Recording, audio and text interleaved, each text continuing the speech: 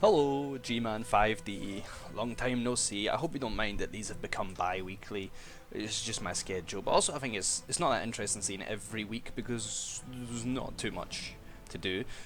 Forewarning that next week's will be bi-weekly as well because next week I'm at a wedding. So I won't be anywhere near my computer or Blood Bowl. So there won't be one next Wednesday, but the one after that. So I'm just going to jump right in. We're going to look at week 9 scores, week 10 scores, going to look at the teams, and then going to make predictions for week 11, which is about to start, and we'll look at the leaderboard. So, without further ado, week 9. Big result to start off with for the Gorkies, a draw with the Highgate Wardens. The Highgate Wardens on a roll coming into this, they're really high up the leaderboard, fantastic high elf team. Gorkies not doing so well, you know, they're down the lower end, not too many points on the board. So I would have given this one, especially because High Elves, when they got the levels, are better than Orcs, I would give this to them. But I was wrong, and the Wardens get the one each with the Gorkies. That's really, really good. I just want to say, I mean, 10 armor breaks to 4 probably helped, but I mean, High Elves don't hit these guys. The Agi 4 lineman leveled up, which is good. Get him an Agi skill, why not? Not seeing anything crazy. The Wardens rolled a lot of dice, which probably has a lot to do with it. It seems like they were trying a lot. But still, very well done. Another big result. The Valakas ass kickers, my mans, beat the Alpha Black Widows. I'm sorry to the Black Widows that I should celebrate your loss, because you shouldn't do that to someone. But everyone knows I have such a soft spot for this Chaos team that just keeps going. They just don't care.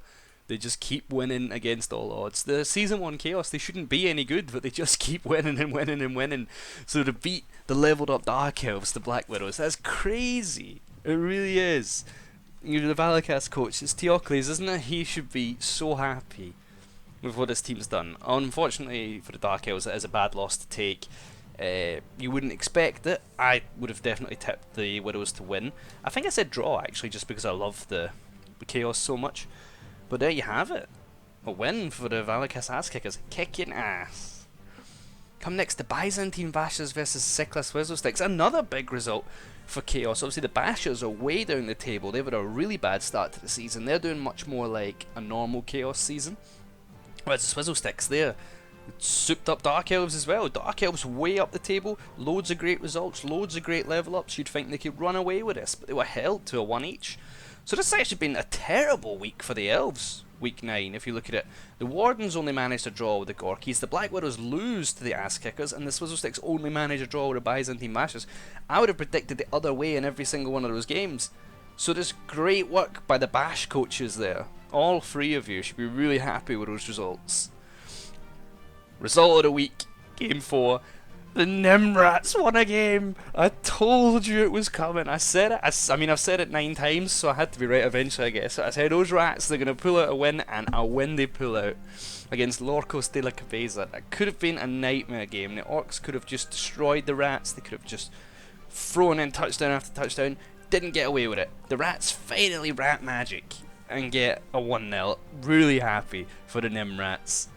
Go on, lads. Everybody's on the board now, I believe. I think everybody has points, which is good, because there was a bunch of teams about halfway through that had no points. Stop Ambi-Tanks no blitzing with Wolf versus the Heinous Huggies 0-0. I think it'd be quite interesting to watch. Like in real sports, if you see 0-0, you think, what the fuck was that? But in Blood Bowl, it usually means there was either really good defensive display from both coaches, or most of the time it means somebody fumbled a ton of pickups, catches, double skulls, stuff like that. It was a mess, the ball went everywhere, nobody could get any advantage. Somebody got really close to scoring and failed to go for it, something like that. It's always crazy. So I'd like to see it. Big result for the Heinous Huggies. No blitzing with Wolf would have went in as a stronger team, with a better record, and have claws, which is a nightmare for any Armour 9 team. But they pull out the 0-0. I would say that's a win for the Nurgle in that situation. Then we had the Brett Off, the Barbecue Brawlers versus Adel Okpobel. Or, I mean, I know I don't pronounce it right. I apologise to the 2 Swedes, possibly more in this division. I'm not even going to try. 1-0. Straightforward affair. I mean, not too surprising in the mirror matchup because the Brawlers were a better developed team. They had more skills. in a mirror matchup, the skills you have on your team are going to matter a lot. So to pull a 1-0, it's expected enough. And then the big upset. This was a great week 9, by the way. Every one of these results is brilliant. The Sir finally loses his first loss after an 8-game win streak. His first loss since he lost to me, by the way. I just want to say, I'm the other end of this winning streak, you know. Beat him in the greenhorn. No, I'm just kidding. The Sir finally loses his first loss, 8 undefeated streak. It comes to an end at the hand of Freyasgard. Now, Freyasgard had 2 terrible weeks just before this. The Norse did like almost 200 blocks across 2 games and got nothing for it. So to finally get something, finally get back, I feel like the dice finally came back to him and just said, oh no, you can actually play again now, here you go. It was a really good result for him. The Tacklers are such a solid team, and the Sorrows obviously had such a solid record, that would have been an intimidating game for the Norse going in. To come away with that with a win, and not even a 2-0 win, is fantastic. Really well done, really good getting back on the scoreboard for Glorian. So great results in week 9. I'm torn between which is better, between the Nimrat's first win or the ass kickers kicking Elfas. I'm just happy with that. We'll look at week 10. So Freyasgard get another 2 touchdowns, but this time not enough. The Highgate Wardens get back to their winning ways with a 3-2. 3-2 is a great scoreline. That's a huge back and forth. Really interesting. Obviously High Elves winning out in the end. I'm going to assume that was just due to a little bit of passing shenanigans, faster players, better at the quick scoring, and the armour must have held up. So unlucky for Freyasgard, but 2 touchdowns is a lot of SPP. You'll enjoy that. Unfortunate to lose, and really good for the Wardens to get right back to winning after not being able. They drew the week before, didn't they? After the draw, just get another 3 points on the board is good. I think that would have been a really interesting game. Let's have a look. Was there anything? Ooh, a death. 16 armor breaks. 5 passes. That's it right there. That was the edge that the elves would have used to get all that. Level up for the strength 4 linemen though. This could get interesting. A lot of SPP on the go. A lot of dice rolled by everybody. That was quite a good game. Yeah, I think passing just won it for the High Elves. That's what they're going to do. A really levelled High Elf team. They're going to be able to pass around you. Adelok Pobl is the draw specialist. Nicholas just keeps getting draws against the big teams. The Sir, coming off of his first loss, goes straight into a draw. So it's a pretty bad run of form now compared to the rest of the season. But Adel, he hasn't got a win yet, I don't think. But he has a bunch of draws against the top teams. It's like he can just dig in and stop these teams from going forward. It's really, really cool. I quite like it thematically, to be honest. Like, play to the level of the opponent. This is unfortunate. Can kind of struggle with Norse, I suppose. Norse Bretonians. You're a team that doesn't want to get wrestled because you're quite slow. The blitzers with Dauntless are going to be quite easy just to push your mummies out the way. They're faster. They're as fast as your ghouls, so they can catch them. It is quite hard, actually. This is an interesting one each. This is going to be a concede here. So I can just say the Barbecue Brawler is going to get the win. I was speaking to Banfok earlier, and he apparently tried to get a hold of the Huggies coach, and there was just no reply. And I think that goes then to a concede. I'm not sure. Maybe they got in touch. I don't know. But considering it's Wednesday night, I think it's a concede. The Nimrats back to their losing ways, unfortunately, but with a touchdown this time. So at least they've got the scoring part down. You know, they've finally got touchdowns in their veins. Ambitank comes back for a 2-1. An impressive win over the Rats. Necromantic just have a lot of favours in that matchup. I feel the Werewolves being as fast as the Rats almost, and better armour. And I think Necromantic just kind of got that matchup. Claws isn't much use, but unless against Storm Vermin, that can be a pain. So 2-1's a good score. Good for the Rats to get a touchdown. Solid win for the Necromantic. Well played. The Swizzle Sticks pick up a win over the Lorcos de la Cabeza. The Orcs struggle against the Dark Elves. That's going to happen. 1-0 is good, at least. Dark Elves very easily could run away with a game into the 3 or 4-0 territory, which they've done before. So it's good to only get 1-0. I know you don't want to get beat, but if you've got to get beat, it's got to be in a way where you manage to at least hold in your... Not blocks would like to watch me play. I'm not playing. You guys see this? How do I get rid of that? This is where the issue with doing only one take comes in.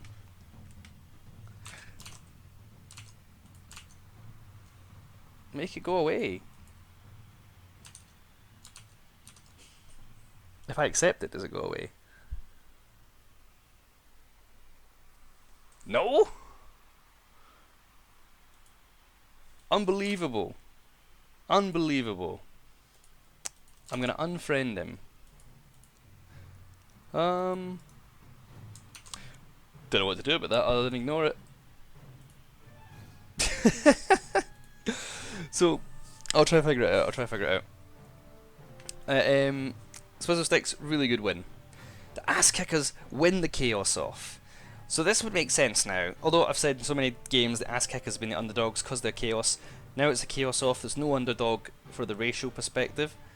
And it's really, really good for the Bashers that they at least got one back. Because honestly, it's quite likely that you wouldn't against a mirror Chaos team which is just more developed than you are. Because that's essentially what it is at the end of the day. They're the same team, but one has more skills. Just like the Bretonian off in the last one, you got to expect the Ass Kickers to win, and they did. And then the Black Widows get back to winning by putting the Gorkies out of the way. Again, only 1-0 against Dark Elves, not bad. Exactly like I said to Lorcos, could easily lose a lot more. So to just have one defensive mistake, it's not so bad. It's a shame you don't get a touchdown back, anything like that, but it's good enough.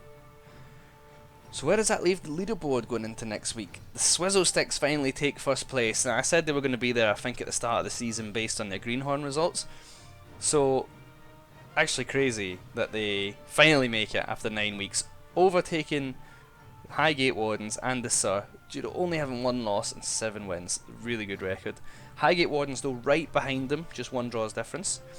So then just right behind that again, still only 1 loss, and Ambi-Tank and the Valakas Ass Kickers and the Alpha Black Widows all just right behind on 6 wins. This is blown wide open. And then even then not eliminated with 3 games to go are the Heinous Huggies, Freya's Guard, and well that's probably it. I'd say the top 8 right now are actually all in contention to win. Fortunately for everyone else, I think that's you done. In fact, you're definitely done because it's only 3 more games, so you only get 6 wins. You can't catch the 7 win players. So if you're below 8th right now, you're just playing for pure manly pride, and I think that's a beautiful thing to play for. This is wide open for anybody, and the Rats got their first win. I said, Adel Ogpobel, the only team without a win. They've got 4 draws. Just messing up this bit here for everybody else. I think if they can get one by the end of the season, it'll look good. I'll be happy with that. So we'll take a look at the teams. Fucking why? How do I get rid of this wanna watch me play thing? This is why you don't trust Steam. So the Tacklers, coming off of a pretty poor 2 weeks. They've got 200k in the bank. This is a problem I think all the undead teams face. It's like, what do you spend money on? There's nothing left to buy. Your money just goes up and up and up. No crazy players. I've always said about his team, just consistent skills. Big advantage for whoever plays him next in that he's missing a white. Especially a Tackle Mighty Blow white. Well, they're both Tackle Mighty Blow, but he's missing 1. You gotta abuse that. He's down to 1 blitzer, essentially. Although he can blitz with ghouls. And he will, obviously. But it's pretty good. It's pretty good. I mean, if you gotta play someone, you always want to play them with 1 less blitzer.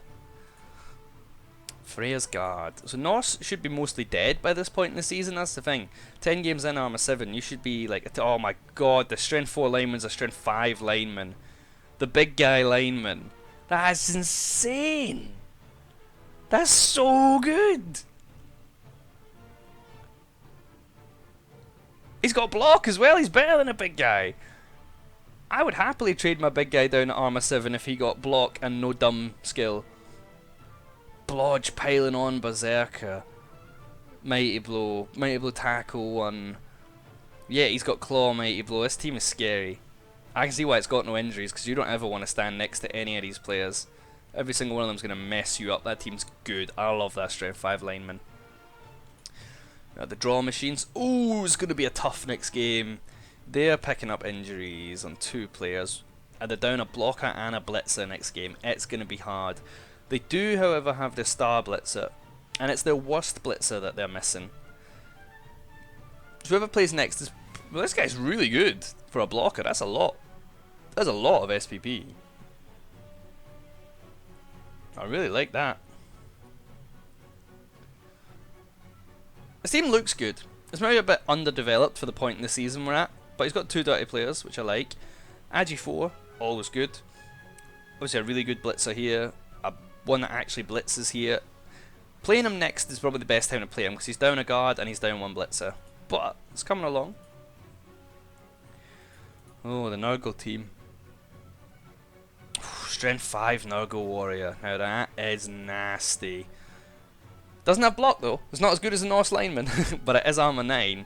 There's a bunch of other skills. That's scary. That's scary. That's scary. That blitzes at strength 5. I mean, he can essentially get 3 strength 5 hits in a turn if he blitzes with this guy. That is nasty. It's going to be really hard to square up against this team. You have to dodge. You can't really fight.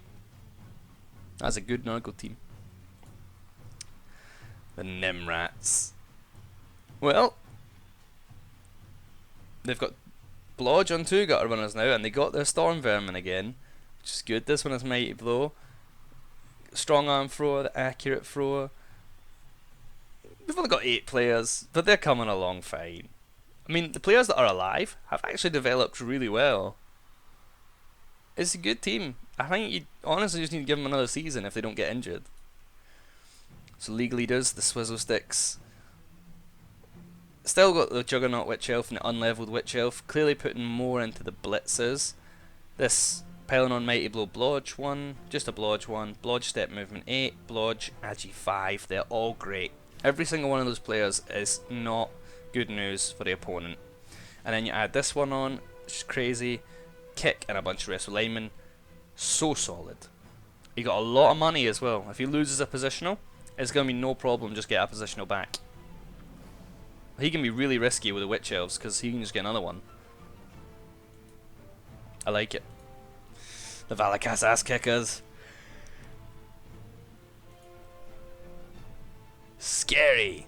That's my first one. They've got a strength 5, guys. Well, it's just league just absolutely flooded with strength 5 in the last 2 weeks. This is crazy. I'm sitting here going, oh, this team's going to be really hard to beat because they've got strength 5. I'm like, oh, but so does their opponent, and so does his opponent, and so does this guy next week. There's strength 5 everywhere, okay? As a division, we've agreed strength 5 is not scary because we all have it. Okay? Again, has block as well. Block Mighty Blow, strength 5. He's going to rack up Kaz. This one's got block, all got block. Agi 4 guy has block. Block out Mighty Blow here. Terrifying team. I'd like to see him buy a Minotaur, to be honest. I mean, I know some people just don't like the big guys, but I would love it. I think he's cool. Not got enough money right now, though. The Gorkies. Let me see their strength 5 player. I'm sure he's in there. No, he's not. But they have 2 agility 4 players, which is and a strength 4 orc. Strength 4 Agi 4 guard. Terrifying player. It's a really good pickup guard, actually. I like that. So he uses Agi 4 to dodge into places, stands there with guard. If you want to hit him because he's given the guard, you realise he's strength 4. Can be a real pain.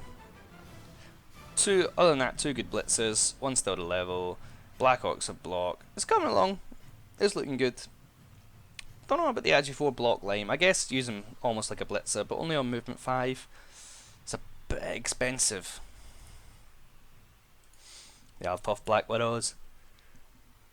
So 2 Blodge Witches. Again, they've fed the SPP to the blitzers. Both Dark Elf teams going that route instead of having a scoring Witch Elf. That's fine. Given nothing to the runner still. I would have maybe tried to give some to the runners for the leader reroll. But hell. Blodge Mighty Blow, Blodge Step, Blodge Agi 5, Blodge Step Movement 8. All just consistent scary players. Kick Wrestle and Dodge. Good lineman. Money in the bank as well, so he doesn't get crippled by positional loss. Not as scary as Swizzle Sticks. Such a good team anyway. So the Byzantine Bashers. Now this is just consistency, really. 4 block, 1 guard, One Mighty Blow, one Wrestle, two Mighty Blow. I like that. I'd like to see maybe Mighty Blow on one of these guys, but I'm assuming you're waiting on them leveling up. 2 on Goats is pretty good using the Blitz. Strength 4 guy got given block, which is good. Obviously Blitz is on Strength 5, so he can be used to hit big guys, especially if you've got the guard assist in there. Good team, just not as leveled up as the Valakas ass kickers. But that's what I said, like, they haven't as much wins. Not as much wins means less SPP, just means you have less skills, but they're getting there. They're only going to get scarier and scarier, like Chaos do. So Lorcos de la Cabeza. There's not much to look at. They're only 160 team value as well. That's the big issue I feel like RSV is having. Is that there's just not enough skills here. He's going up against these teams. He's got Strength 5 players, Guard players, piling on Mighty Blow, Claws, everything. And he's got 2 Guard. And 3 extra block and leader, and that's it. And it's like... And still only 11 players. Is that only 10? 1, 2... Only 10 players. And no money. So that means he just bought... I think he just bought this lineman as well. So, obviously not having the best time with money or with SPP. You need a big game to ramp that up. It really does. That's all I can say. I mean, when you don't have enough skills, games get harder. When games get harder, you get less skills. It's going to take a lot of time. But, nobody's dead. Nobody's seriously injured. No armor 7s kicking about. No movement 4s, 3s, stuff like that. They're coming along. It's just slow, which will be your main problem with this season. So, Ambi-Tank. Block, stand firm, guard, fantastic. Blodge, Mighty Blow, Wolf, fantastic. Normal block, Wolf, Blodge, go. There's actually not too many skills to see here either. I feel like this player was stolen from Nurgle because he's in red. There's not too many skills to see. The ones he's got are good. This Wolf's his best player. Just nice Necro team. I don't think there's too many new skills since I last looked, except maybe this Wolf getting Mighty Blow, so I'm just going to leave it. Also a lot of money. Same as any undead team. You get too much money. The Barbecue Brawlers, Bandbox team.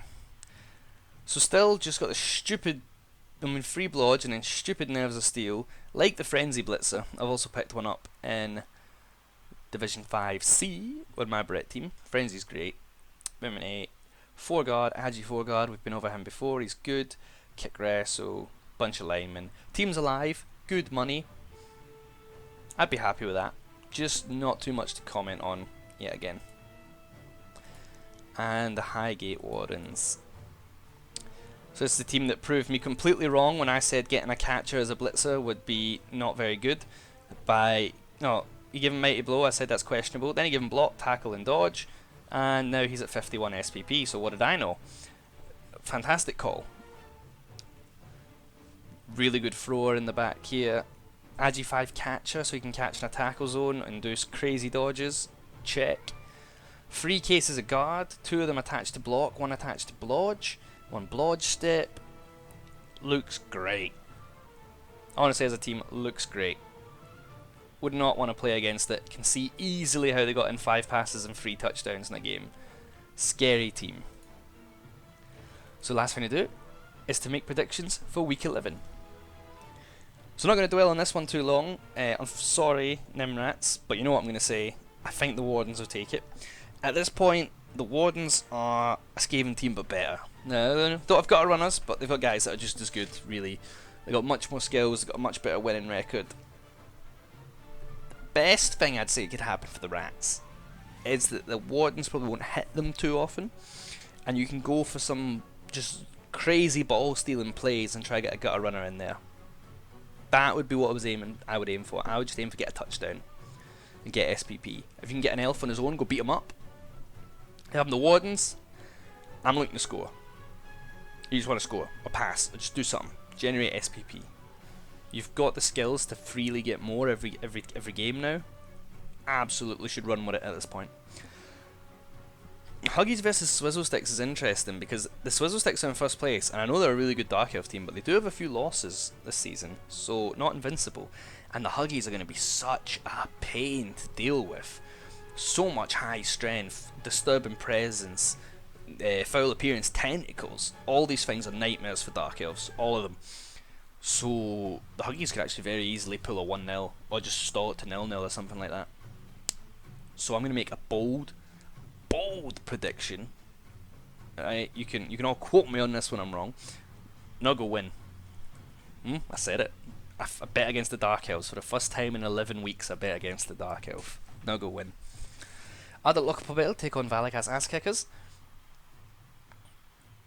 I quite like this matchup, to be honest. I am gonna put some faith into the Ass Kickers. As always, I'm sorry, I was building up false suspense. Apologies, Nicholas. I don't feel your team has the skills to deal with a scary Chaos team. Resso could help you because Chaos Warriors are quite slow. But missing a blitzer, missing a blocker, and against all that high strength, I think Chaos are going to just try bash their way through the middle on this one and probably get away with it. Prediction, Valakas. Freya's Guard take on the Gorkies. I gotta go Freya's Guard, you know. They the ones to take down the Sir. They've had a really good start to the season. They had a dip in the middle, which honestly was dice. I looked at it. There was a lot of bad dice involved. And the Gorkies not having the best season, not having the best development. Gonna go with a Guard. And Claw Mighty Blow is going to come in huge. So if you're the Gorkies, be very, very careful for the Yeti. Get it off immediately. Tacklers versus Black Widows. Genuinely don't even want to predict. That game's going to be explosive. That's my opinion. I think that one is going to be crazy from both sides. Both have really good, really consistent teams. Really good winning record coaches. Game of the week. I'm going to call no idea. I'm actually not even going to make a prediction. I'm just going to be pleasantly surprised when I see it. The Barbecue Brawlers take on the Byzantine Bashers. I am going to go for a draw. I think both these teams are sitting at a kind of similar place. Decent amount of skills, but not too many. Decent players, but nobody crazy. And decent racial choices, but not one significantly better than the other. Unlike the Bretts versus Chaos up here, the Chaos are less developed and the Bretts are more developed, so it's kind of the other way. And that I think Guard might be able to hold, Guard and Wrestle might be able to hold the Chaos offense, and then the fast blitzers will probably be able to get something in the offensive half. So actually, I'll rescind my draw statement. I think the Brawlers could pull this one out, to be honest. But it'll be close, and a draw or a win for the Chaos is quite likely as well. But I'll go maybe 70% towards the Bretts. How's that? And then you have No Blitzing with Wolf versus Lorcos de la Cabeza. I like the Lorcos. I like them a lot. But this Necro team with a big scary Blodge Mighty Blow Wolf is going to be so hard to deal with. He's got some tackle, so it actually might help. But if Claws pops off and he gets a bunch of early Kaz, it's over. Especially with a Movement 9 player that the Orcs can't catch. Movement 8, sorry. That the Orcs can't catch. So I'm going to give that one to No Blitzing with Wolf and Ambi Tank.